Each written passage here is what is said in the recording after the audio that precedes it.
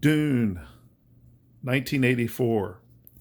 If you wanted a faithful recreation of Frank Herbert's novel, you were going to be left a little short.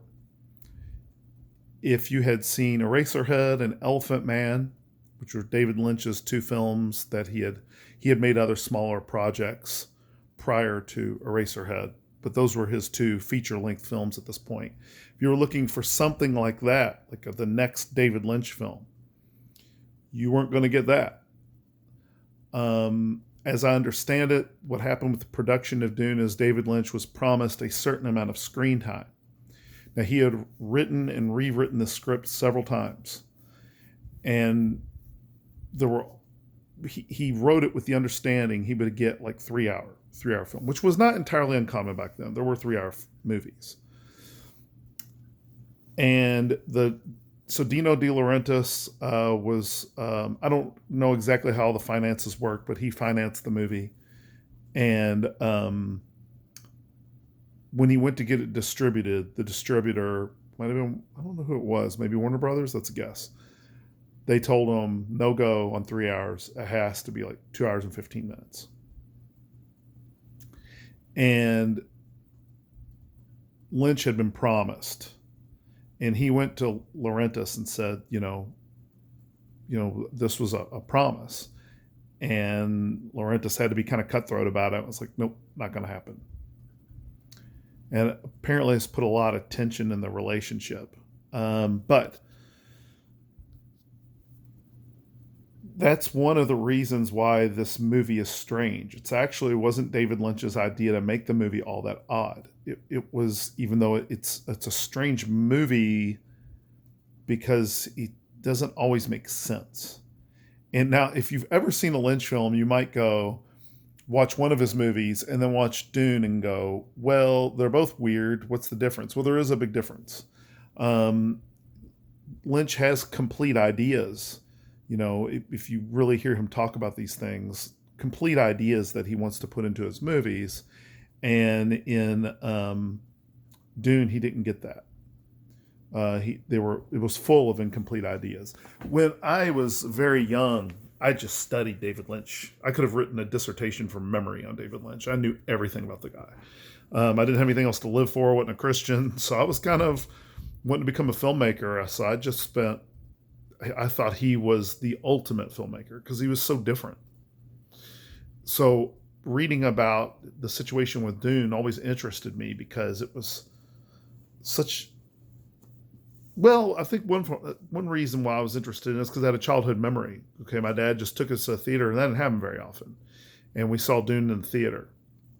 And as a kid, I was just like, it was kind of creepy, but weird. I was kind of bored. And then, nothing's changed. It's still the same. It's still what the movie kind of is, It's kind of... Look, if you like Lynch's imagery, some really good scenes, particularly with the Harkonnens. Also, I love what he did with Vladimir Hokkonen. He gets the casting was perfect. Those scenes, while maybe not, they were definitely a Lynchified version of what happens with the Harkonnens.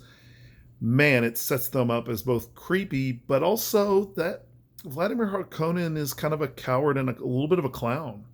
He's just a clownish type of evil, and that fits. There's a channel called Quinn's Ideas, and he shows these scenes out of context with Vladimir Hokkonen. They look very, very campy. But out of context, you don't realize that he's trying to do that. He's supposed to be a little bit over the top. He's supposed to be a little bit childish. There's something scary about a child who's out of control. And Vladimir Hokkonen kind of is that. And imagine taking a child's imagination and giving them a power. They could wreak havoc, So that's what Vladimir Hokkonen kind of is. At least in David Lynch's Dune. I'm not sure about the novel. It's just been too long. I can't comment too much on the novel anymore. And I just have not got around to rereading it. But me get on to like the review here. Is Dune a good movie? I'll say this. I think the first hours is just great. I thought the first hour of Dune, I still to this day think the first hour of Dune is so good. I love it. Brad Dourif has some scenes that are just really, really good. Some of the sets, so as I read, what happened was they ordered these sets, okay, and they came in and they put ceilings on the sets. These sets are so ornate, they're beautiful, but they put ceilings on them. Well, you can't do a crane shot, and a crane shot is where you have the camera go way up, and then it comes down onto the, you can't do any of that. None of that, because they put a ceiling on there. So they had to work around this. And these sets were extravagant. They couldn't just go, okay, we're not going to use them. Like, they had to use them. There was no choice. Now, I think they made it work. They really did. In fact, most of the set work that I recall is in the first hour. The second hour and 15 minutes is in the desert. And those scenes is the death knell of this movie. They're just so boring. It's a desert, right? I mean, not only that, you just had some things you had to wrap up, and it was unfortunate, okay? But, and that leads me to my concluding thoughts here. The second half of this movie, it's just dull. It's so dull. The music, is it better than Hans Zimmer's music in 2021? No, but that's apples and oranges. I have had the soundtrack to Dune for years. To this day, is still one of the best movie soundtracks I've ever heard, by Toto of all. Who would have thought they would have made the sound? But it's absolutely awesome. Highly recommend the 1984 Dune soundtrack, especially if you're studying. I've prepared sermons and stuff. I will just listen to that soundtrack. It's gorgeous. Completely worth your time to look into.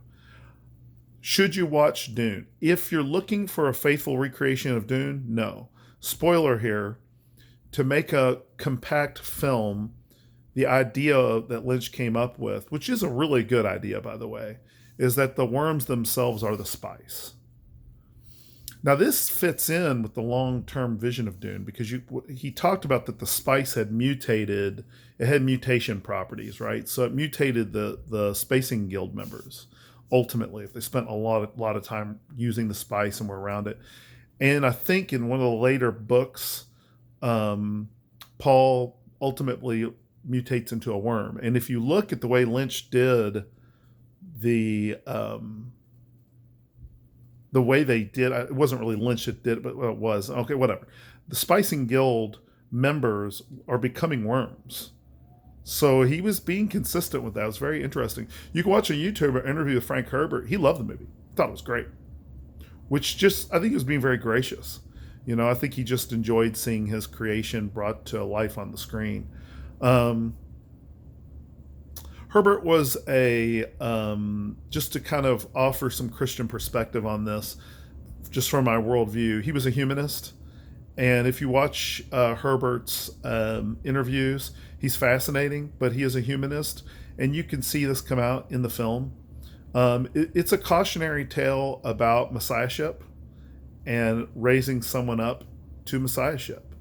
Now, is an anti-Christian film? No, it's far from it. It's not an anti-Christian book, but it certainly does take a humanistic perspective on the idea of a Messiah, which, of course, would we think it's going to come out positive? Of course not. It's going to come out very negative. But do I recommend Dune?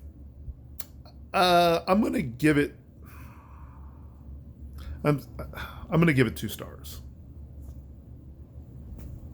Some think that's high, some think that's low.